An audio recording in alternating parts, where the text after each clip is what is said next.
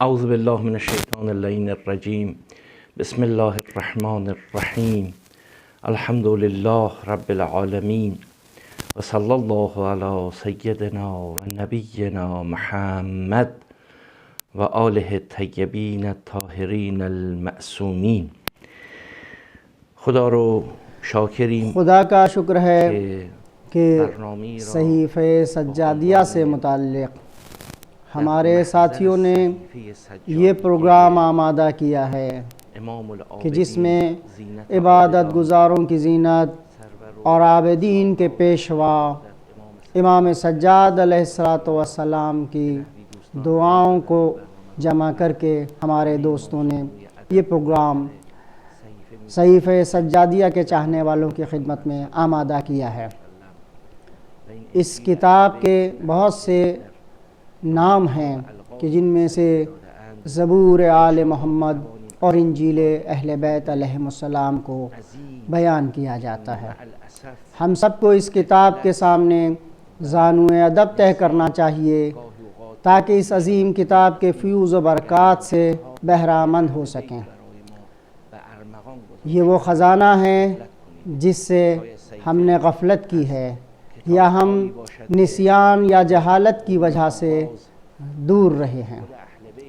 افسوس ہے کہ ہم ان گنجینوں سے فائدہ نہیں اٹھا پا رہے ہیں جو اہل بیت علیہم السلام نے ہمیں بطور سوغات عنایت فرمائی ہیں۔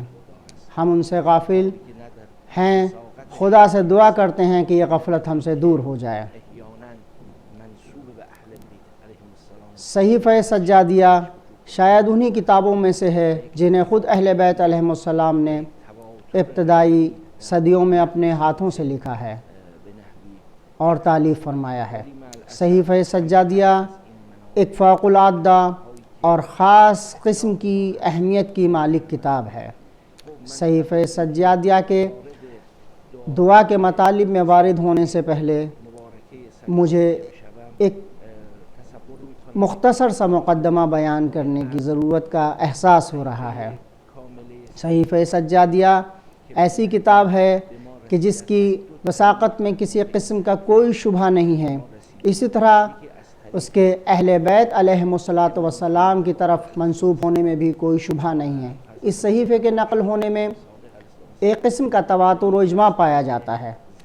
صحیفہ سجادیہ ہم تک دو طریقوں سے منتقل ہوا ہے، ایک امام محمد باقر علیہ السلام کے ذریعے اور دوسرے زید ابن علی علیہ السلام کے ذریعے۔ یہ دعاؤں کی کتاب جو حقانیت پر مشتمل معارف سے مملو ہے، امام سجاد علیہ السلام کے ذریعے املا کی جاتی تھی اور اس کو یہ دونوں بزرگوار لکھتے تھے۔ ساتھ ہی امام جعفر صادق علیہ السلام یہ سب ہوتا ہوا ملاحظہ کیا کرتے تھے۔ حقیقت میں یہ دو نسخے تھے کہ جو مرتب ہوئے۔ یہ اخت القرآن دو اصل نسخوں میں مرتب ہوئی اور تاریخ میں آیا ہے کہ امام جعفر صادق علیہ السلام کے ایک شاگرد ہارون ابن متوکل بلخی یحییٰ ابن زید سے ملاقات کرتے ہیں اور وہ اپنے والد سے حاصل ہونے والے صحیفہ سجادیہ کے نسخے کو ان کے حوالے کرتے ہیں اور پھر وہ اس کو امام جعفر صادق علیہ السلام کی خدمت میں پیش کر کے تمام حالات بتاتے ہیں۔ پھر آپ اپنے فرزند اسماعیل سے وہ نسخہ طلب کرتے ہیں جو آپ کے والد کا مرتب کیا ہوا تھا اور اس کو اسی صحابی کے حوالے کرتے ہیں تاکہ ان دونوں کے درمیان تطبیق کر کے دیکھیں۔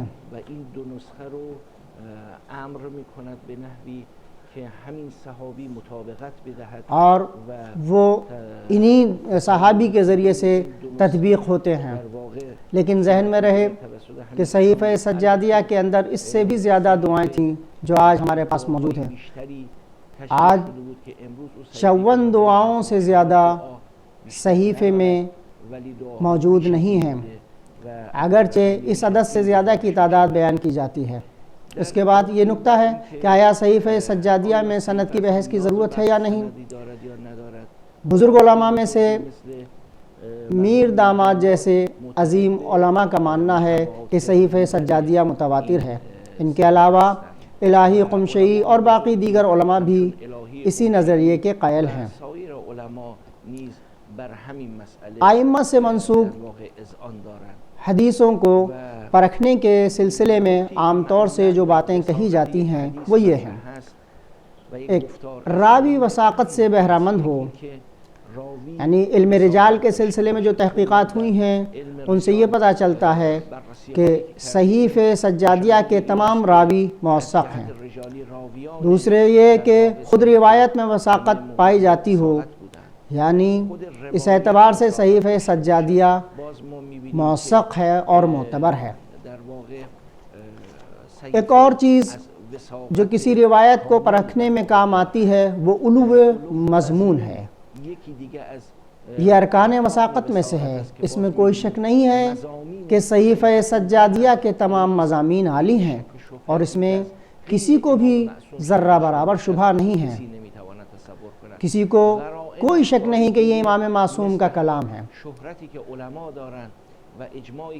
لہٰذا صحیفے کے سلسلے میں کوئی بھی ضرورت نہیں ہے کہ اس میں سند کی بحث کی جائے۔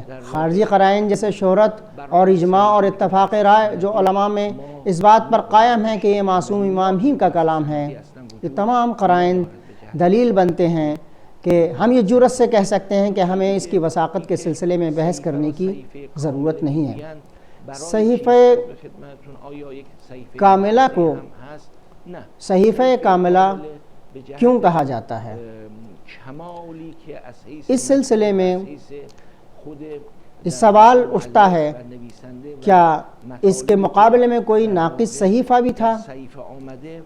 اس سلسلے میں یہ عرض کیا جائے گا کہ صحیفہ سجادیہ کو صحیفہ کاملہ اس وجہ سے نہیں کہا جاتا کہ اس کے مقابل کوئی ناقص صحیفہ ہے، بلکہ اس کے مؤلف کے کمال کی وجہ سے یا ان کے مطالب کے کمال کی وجہ سے ایسا کہا جاتا ہے۔ سید علی خان کبیر اپنی شرح میں فرماتے ہیں کہ وَوَصْفُهَا بِالْكَامِلَةِ لِكَمَالِهَا كَمَا أُلِّفَتْ لَهُ وَلِكَمَالِ مُؤَلِّفِهَا عَلَى حَدِّ كُلِّ شَيْءٍ مِنَ الْجَمِيلِ، یعنی اس کو کاملہ کہنے کی وجہ اس کمال کی وجہ سے ہے کہ جو اس کے مطالب اور مضامین میں پایا جاتا ہے، یا اس کے مؤلف کے اس کمال کی وجہ سے ہے جو ہر جمیل کو اپنے اندر سمائے ہوئے ہے۔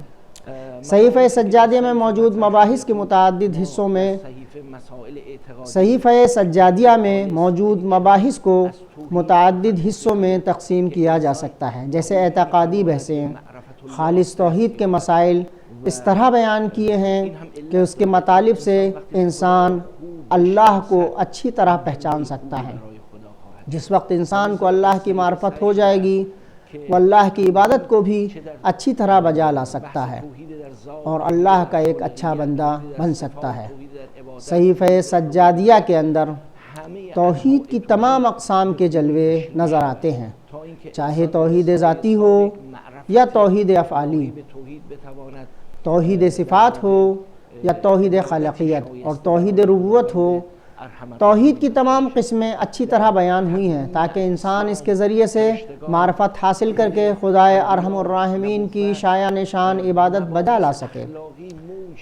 اسلام کی تبیین اور فرشتوں سے متعلق بحثیں، انبیاء، نبوت اور اخلاقی مباحث اس صحیفے میں مجزن ہیں۔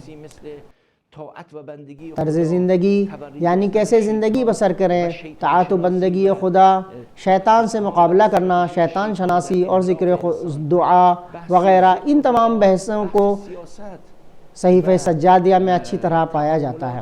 اور سیاسی موضوعات میں اصول سیاست، سیاسی تعاملات اور وہ بحثیں کہ جن کو سیاسی میدان میں انسان کو درپیش ہیں صحیفہ سجادیہ میں موجود ہیں۔ ان سے واقفیت انسان کی دیانت میں اضافے کا موجب ہوتی ہے۔ اسی طرح اقتصاد سے متعلق مسائل بھی اور انسان شناسی، جہان شناسی، طبیعت، علم الاجتماع، تاریخ، بہداشت، سلامت جسم و روان یہاں تک کہ فوجی اور نظامی مسائل بھی اس میں ذکر ہوئے ہیں۔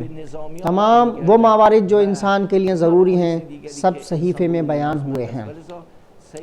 صحیفہ ہر اس چیز کے بارے میں جو انسان کی زندگی میں ضرورت رکھتی ہے کامل طور سے بحث کرتا ہے، اور واقعاً اس کا حق ہے کہ اسے صحیفہ کاملہ کہا جائے۔ ہم دیگر مضامین کی جانب وقت کی تنگی کی وجہ سے اشارہ نہیں کر پا رہے ہیں۔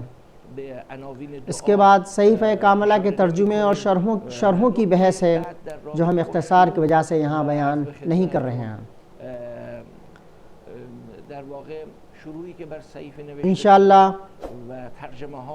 ہم صحیفے کے ساتھ امام سجاد علیہ السلام کی ان تمام تعلیمات کو بطور امانت اپنے عمل میں محفوظ کریں کہ جو آپ کے دو بیٹوں کی جانب سے ہم تک منتقل ہوئی ہیں۔ آپ نے مسلسل تاکید کی تھی کہ اس کی حفاظت کرو، اسے دشمنوں کے ہاتھوں میں نہ پڑنے دینا، ایسا نہ ہو کہ بنی امیہ اس میں خیانت کر دیں۔ آپ نے اس کی حفاظت کے لیے بہت زیادہ تاکید و سفارش کی تھی۔ یہ خزانہ ہے کہ ہمیں اس سے فائدہ اٹھانا چاہیے۔ اللہ سے دعا ہے کہ ہمیں اس خزانے سے فائدہ اٹھانے کی توفیق مرحمت فرمائے۔ در محضر این گنجینه اون گنج ها را استخراج کنیم و انشاءالله همگان بهره‌مند از فیوزات صحیفه کامله سجادیه باشیم به برکت صلوات محمد و آل محمد.